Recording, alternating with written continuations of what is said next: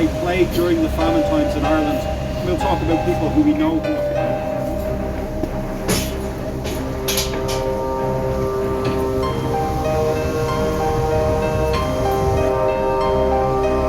Да, Злата, все на борт.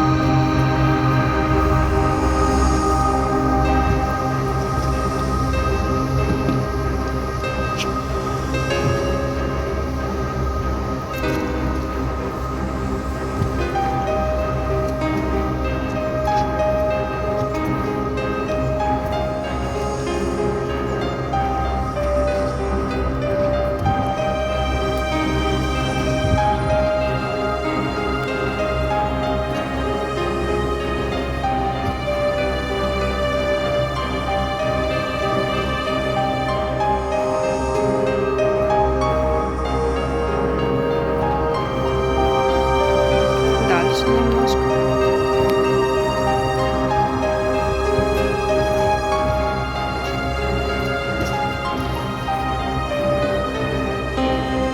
Ничего себе. А большая, да, какая-то? Okay guys, this type of ship is known as a bark, and barks were mostly used for transporting cargo. But of course during the famine period in Ireland they did transport people. They were never designed to do that.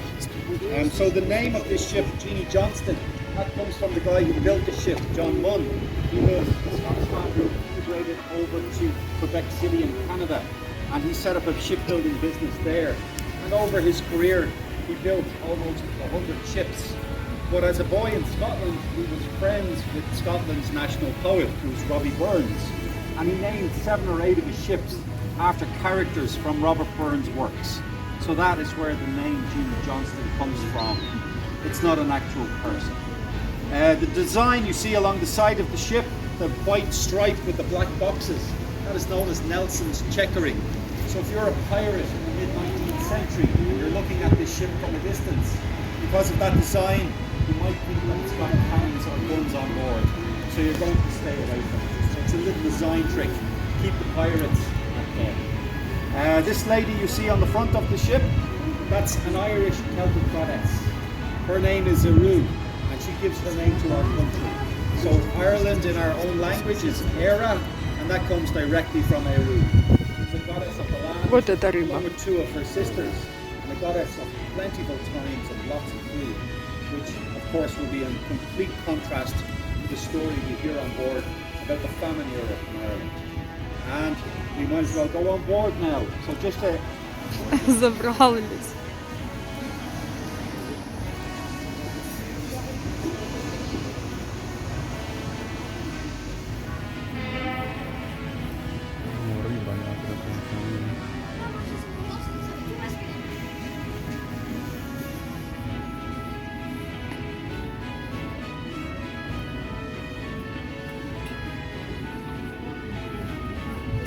I'll let you know, if you don't already know, that this ship is a replica. It's not the original ship.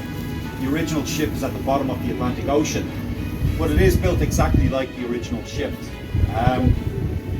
Because it did sail across the ocean in 2003, it needed to comply with modern maritime and safety law. So the differences on board are mostly safety features. So it's got satellite navigation systems, it has engines and electricity, which of course the original wouldn't have had. It has fire hydrants down below deck, so fire safety features. Hi, how are you? That obviously wouldn't have been on the original ship as well. I will tell you of why that is there. And you see the balloons, okay, with the big eyes. So we have really bad problems with birds pooping on this ship. Okay? So that is to keep the birds away. Those big eyes, when the cormorants see that, all they see is a big eye, and they think it's a predator who's going to eat them. So they stay away from the ship. And that is true. That's to keep the bird poop off the deck. I wouldn't have normally said that, but you did ask the question in Ireland. But our government became involved in that project, which meant that it was never going to be ready for the year 2000. And it meant that it didn't come in on budget at 5 or 6 million euros. They made sure it came in at almost 15 million euros. So way over time and way over budget. The original ship was built in 1847 by John Munn, and he managed to build 5 or 10. It has rested here, and it's not going to sail again. Go on. Going on in Ireland in the mid-19th century. Back then, Ireland is part of the British Empire, being ruled from Westminster in London by the British. On the island of Ireland back then, we had 8 million people. 3 million of those people are poor peasant farmers and farm workers. And it is mostly those people we will be talking about today. So, most of the population in Ireland back then is Catholic. Most of the Catholics do not own the land at that time in Ireland. The land is owned by the Anglo-Irish, or what are known as the absentee landlords, the British aristocracy, the landed gentry. And for various reasons I won't go into, these poor peasant farmers can only rent small pieces of land from these people. The only crop that they can grow on this small piece of land that will feed their families, their large families, and pay their rents is the potato. It's cheap, it's easy to grow, it grows in really poor conditions, and when it does grow, it gives you lots of potatoes. So the average adult farmer back then is eating up to 25 potatoes a day. So he's eating potatoes all day, every day, mixed with a bit of buttermilk and some small vegetables. This gives them all their nutritional and dietary requirements. And then what happens in 1845 is, and these people have an over-reliance on this crop. And so what happens in 1845 is then a new disease arrives in Ireland called potato blight. It has never been seen before. And in the first year, in 1845, it destroys 20% of the crop. The following year, it destroys 50% of the crop. And then by 1847, it's the worst year of the famine. Again, the crop fails, but now people are starving to death, and they're getting diseases and illnesses related to starvation. Over the famine, and the famine would last 7 years in Ireland. Over the famine, 1 million Irish people will head for North America on ships like this.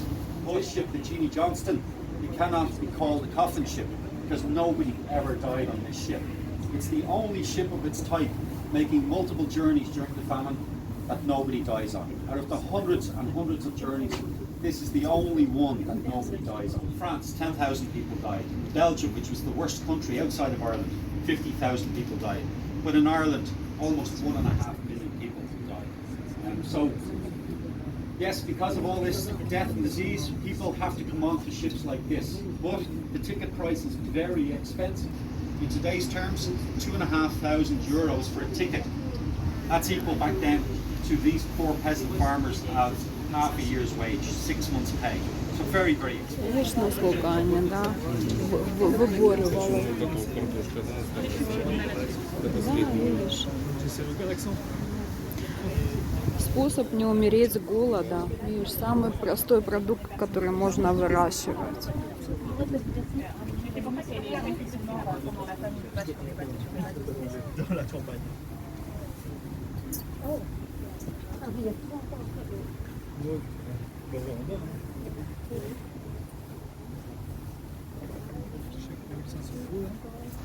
Видишь, колокол. Да. Okay, guys. So I was just reminded there that a few weeks ago I had a large group as well. There were 27 young teenage schoolboys, and I'd said to them, I said, guys, go right up in front of the ship. I'll be up in 1 minute. And we got up here, and one of them had taken me quite literally. He was right up the front of the ship. He was halfway up the prow, and so some words were exchanged. So that's why I always come up first now.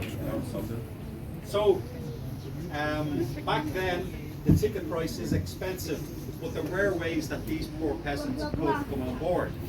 And there were three main ways. And one was called assisted migration, one was called chain migration, and the last one was known as indentured servitude. So basically what those meant was that in some cases, what the landlords would do is that they would pay for those people to leave the land, and they would buy the tickets for those people to come on board these ships. That was assisted migration. The main way that people travelled back then was chain migration. And chain migration still have their ticket, but they have to work for that company for 7 or 8 years with no pay and no rights. So it could be classed as a form of slavery. But the alternatives were you start forming a life for yourself and your family. And there were lots of opportunities opening up in the States and Canada back then. The mines were opening up, the railways were taking off, the land was being cleared. So there were lots of opportunities to succeed, but it was difficult. So that was how you managed to come on board these ships. But I will tell you a little bit about the other coffin ships. So the other ships, the coffin ships, on average you would have 400 people, passengers, locked down below deck for the entire journey.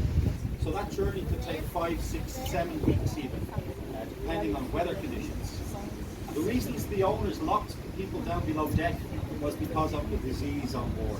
They did not want the crew mixing with the passengers. Included in your ticket price on this ship was all your food for the journey.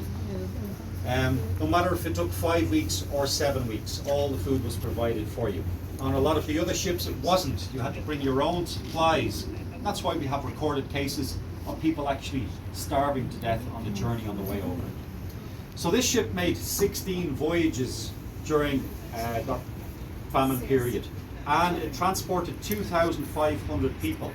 And going by the statistics of the day, up to 500 of those people should have died on this ship, but nobody ever did. So what is different about this ship? Well, basically it's down to 3 good men, 3 humanitarians, one of them being an excellent doctor. So what we'll do is we'll go down below deck, we'll see what the conditions were like, and we'll talk about those 3 good people down there. So we'll go this way, and just be careful.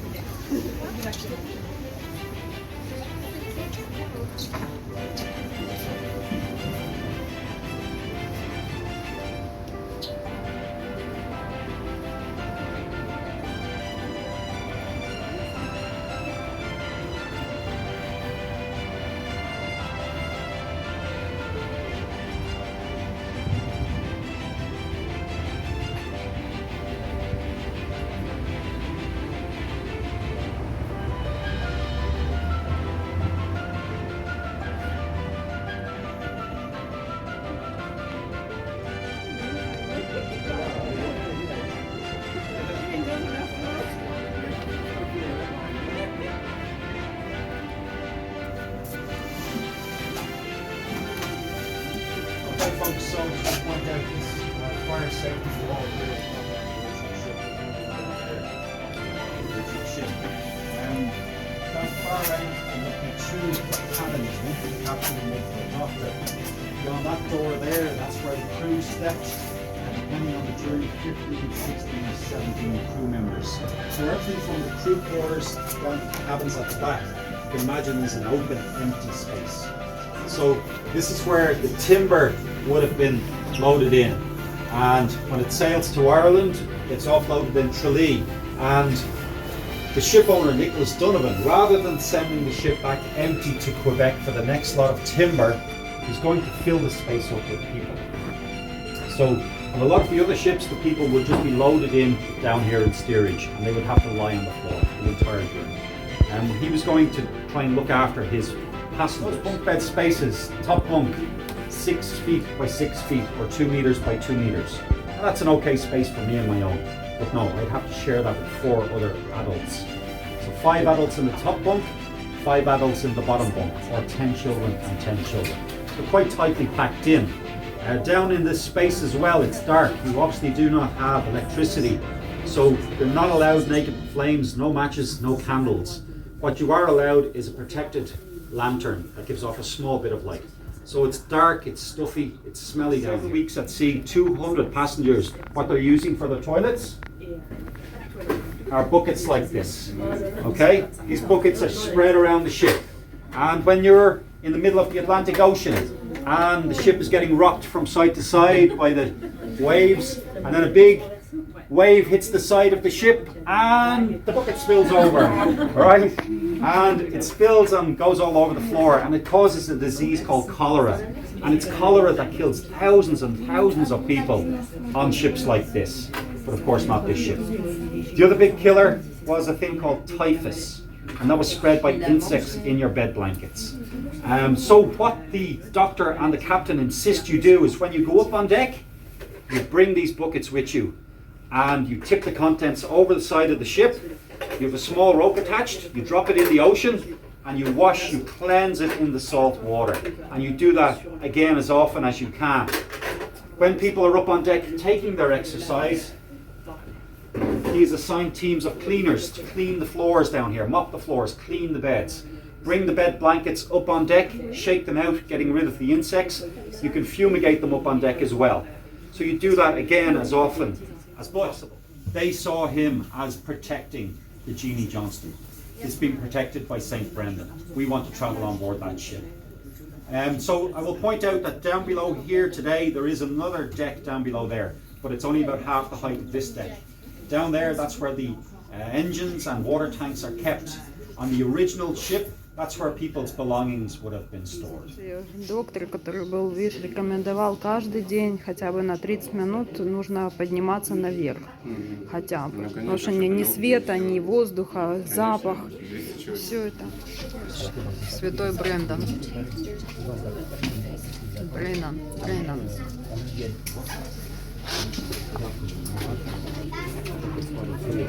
Ой, боже мой. Нет, они, доченька, не настоящие.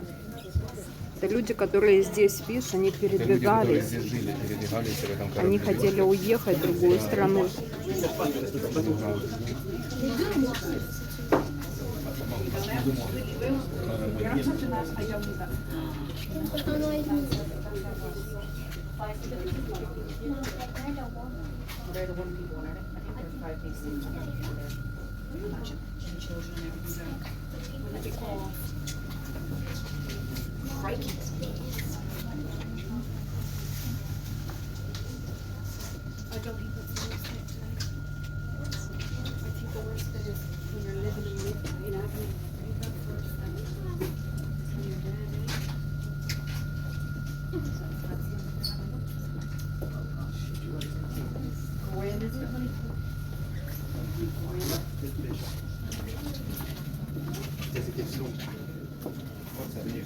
Это ужасно, конечно, представить.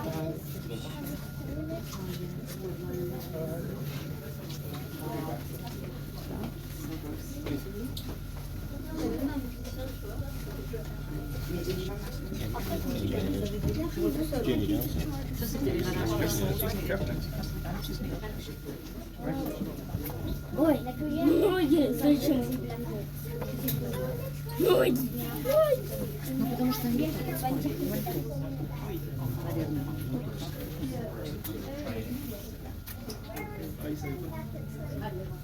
These are the train beds when it's training. One down the far end is the size on the ridge. He allows that family to stop. This is a representation of a woman named Margaret Riley. And Margaret is coming on board this ship. And the doctor is checking her for signs of disease. And he realizes when he's checking her that she's very, very heavily pregnant. And so much so that she actually goes into labor. She starts to have the baby. So the doctor had to bring her onto the ship. Now the ship is out in the bay. He'd have to get a boat out to the ship. So his medical supplies were on board the ship. So he brought her on board the ship. And the thing about it is, back then, they did not want heavily pregnant women traveling on board. It was just too arduous of a journey. It was too hard if you were to have a baby on board. So he brought her onto the ship and delivered the baby, a healthy baby boy, and Margaret herself was fine. And they allowed her to travel on the ship, which was unusual. But, you know, they had to survive the 5-week journey across the ocean. So the doctor calls in on the baby most days to check up to make sure that he's doing well. And we know that the crew give Margaret some extra food rations to help her produce her milk, to feed the child, and to keep him healthy. And she does keep him healthy. And they arrive safely in North America. Now, the thing about it is, Margaret wanted to do something for these kind people, these strangers who had been so good to her. But she was poor, she had nothing, she couldn't give them anything. The only thing she could come up with was that she was going to name the child after all these good people. So she named the child after the ship owner, after the captain, after the doctor, and after the ship, but also after the entire crew. This baby has 19 names. And the thing about it is, we didn't know that until 10 years ago. In our original research, we had found the child on the US Census, and he had 3 names, Nicholas Johnston Riley, and his place of birth was the Atlantic Ocean. But 10 years ago, we had a visit from the baby with the 19 names grandson, and he came on board this ship, and he brought with him this story and also this photograph.